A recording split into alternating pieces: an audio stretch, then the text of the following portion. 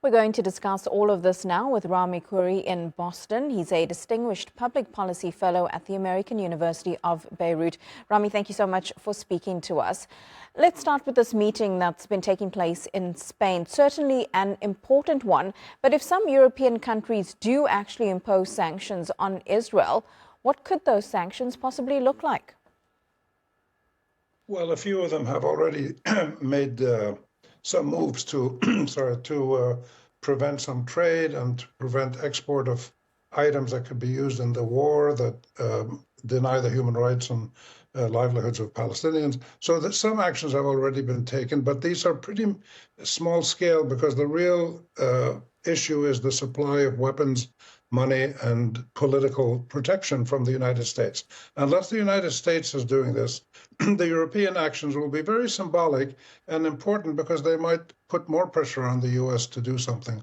But it's essentially sanctioning individual settlers, for instance. The British have sanctioned a few, stopping some trade. And the most important move was the call the other day to reconsider or to assess the association agreement that Israel has with the European Union, which makes trade and preferential financing and all kinds of things easier for Israel. And this would be a blow to Israel. But again, the real blow could only come from the U.S. if the U.S. ever decided to take similar moves.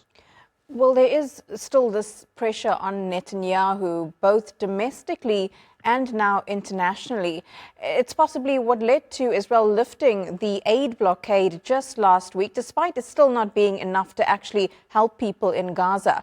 If sanctions or boycotts are implemented, will that be the final push for the Israeli government to actually end the war? Or, as you say, does it all have to come from the United States for this to end? The United States move is the really critical one. The other moves are important, but not critical. The Israelis have made it clear in the last year and 6-8 months, whatever it is, that they don't care about international law, they don't care about bilateral agreements, they don't care about domestic constitutional rights of people in the West, which they're shredding like they're shredding babies. They don't care about any of this. They feel they have the right and the ability to do whatever they want to protect themselves, as they call it. But this isn't protecting themselves. This is massacring civilians and destroying life in areas all around them, not just in Gaza and West Bank, but parts of Lebanon, parts of Syria, and other places. That's why the Europeans have started to move. It's gone too far, even for their thick-skinned commitment to morality and law. It's just gone so far that it's causing the Europeans and certainly the Americans to be isolated internationally. And more importantly, what we're starting to see possibly are the domestic political implications. If the US and UK and Germany and other countries keep supporting Israel and don't respond with any kind of serious action to stop the genocide, this will translate into political losses for the ruling governments, as well as possibly legal action for complicity in genocide. So we're getting to the point where there are practical pain that Western political leaders will feel. And we know that Western political leaders are not like real human beings. They're like robots. They don't feel pain. They don't feel empathy. They don't care about law, really, except for themselves. But if this starts to impact their incumbency and they lose elections, and they get taken to court, this is really serious. And many of them are starting to think in these terms. Does this then also affect Israeli domestic politics? Because Israel has expanded the fighting. They're trying to take control of more areas in Gaza. But of course, there is the domestic pressure there. Many in Israel also saying their government doesn't care about the remaining hostages.